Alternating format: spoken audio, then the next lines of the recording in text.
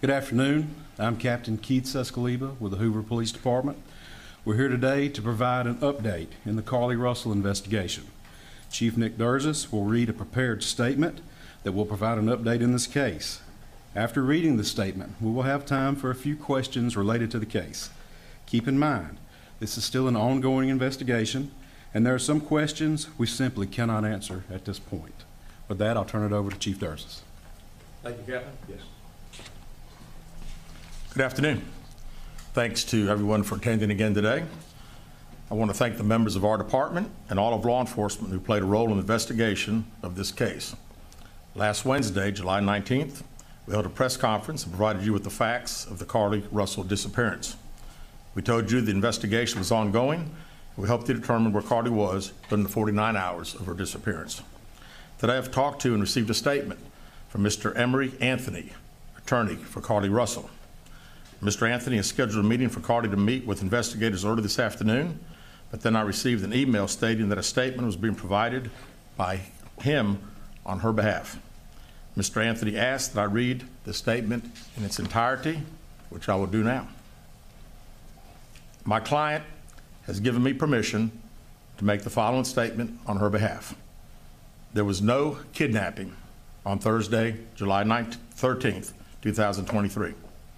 My client did not see a baby on the side of the road. My client did not leave the Hoover area when she was identified as a missing person. My client did not have any help in this incident, but this was a single act done by herself. My client was not with anyone or any hotel with anyone during the time she was missing. My client apologizes for her actions to this community, the volunteers who were searching for her, to the Hoover Police Department and other agencies as well, as to her friends and family.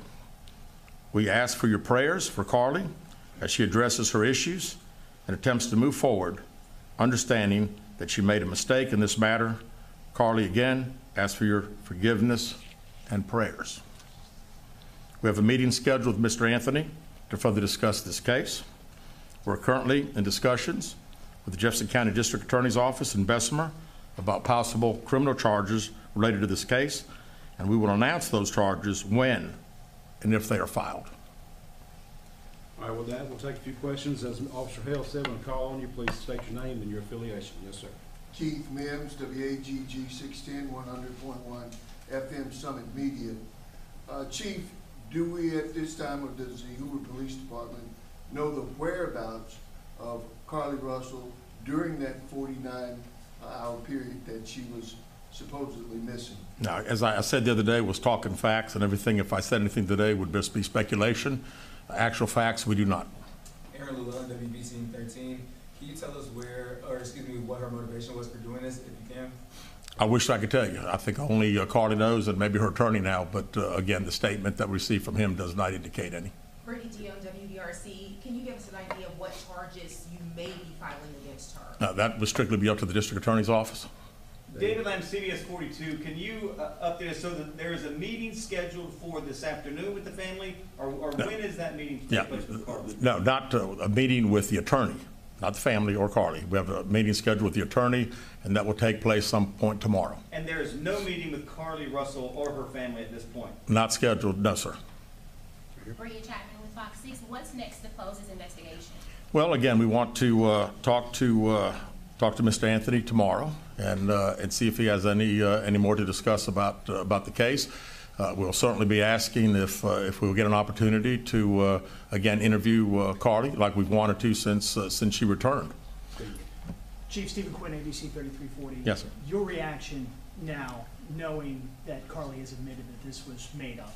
Well, I'm glad that we got this. You know, we certainly laid the facts out to you guys and to the national media that had a lot of interest in this particular case. The sad thing is that again, there were so many people that were involved, took this thing very, very seriously, and again, we wanted the focus to be bringing her home. She got home. We're very excited about that. It is what it is. The facts, I think, last Wednesday pretty much showed that we knew that it was a hoax. Please.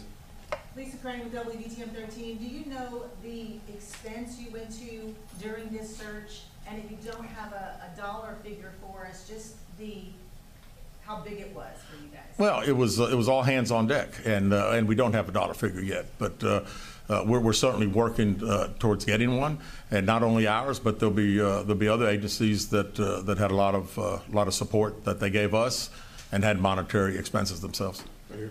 Jonathan, with JLR investigates, are the parents under any investigation? You know, as I said the other day, we were going to try to determine exactly those 49 hours. So right now, you know, anything's on the table. We still don't know what happened in those 49 hours, where she was, did she have any help? We have no idea. You know, I read the statement from Mr. Anthony, and that's all we know. Right here. Keith Mims, WAGG 610 Summit Media. Chief, let me ask you this. What do you think prompted or provoked Carlee to do this kind of thing? And are there any kind of mental issues that the police department or the public should be concerned about, or just what? You know, not that I'm aware of. I mean, it's, you know, this was an elaborate deal. I mean, when you talk about calling a 911 and being up on the interstate, again, it would all be conjecture. So really, I don't know. I was hoping that we'd have an opportunity to interview and we'd be able to ask her those questions. Were any others involved in putting this story together for her? Mr. Anthony, in his statement, says there was not. Right here. Liviana Calmes, WBRC, Fox 6 News. You said that you had a meeting scheduled and it kind of switched into a statement. Did they give any type of reason that switched? No, they did not. Back here. Aaron Llewellyn, WBTM 13. But just for clarification, Carlee Russell is not in custody right now. That is correct. That is correct. Last question with David. David Lamb, once again. So, first of all, when did you actually see this letter? And second of all, do these admissions and the content of the letter alter the investigation at all? No, not at all. We'll continue to investigate. We're going to still try to determine where she was during those 49 hours. But I am glad that we received this. It at least puts some of the social media super sleuths hopefully at rest for a little bit as far as the conjecture of what everybody thinks took place. We know that by her own admission, it didn't happen, and you know, we're thankful for that. All right. Thank you guys very much.